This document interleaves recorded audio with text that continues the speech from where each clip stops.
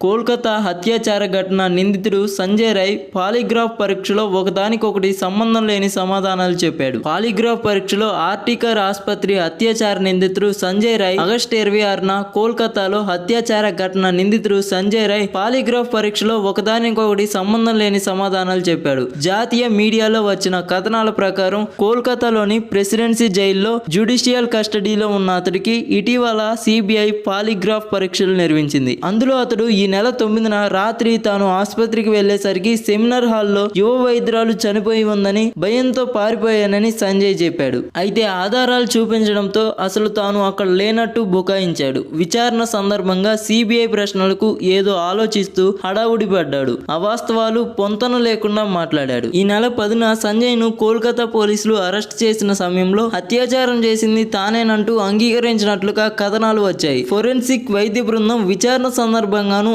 ఆసుపత్రిలో ఆ రోజు ఏం జరిగిందో వివరంగా చెప్పాడని సిబిఐ పేర్కొంది. కానీ కోర్టుకు వెళ్ళాక తనను కొందరు కేసులో ఇరికించారంటూ మాట మార్చాడు. కాగా సంజయ్ కు మళ్లీ పాలిగ్రాఫ్ పరీక్షలు చేయనున్నారు. మరోవైపు ఆర్జికర్ ఆసుపత్రి మాజీ principal Sandeep Ghosh, vice principal Sanjay సహా మరో 4 సోమవారం నుంచి 2వ దఫా పాలిగ్రాఫ్ పరీక్షలు చేస్తున్నారు.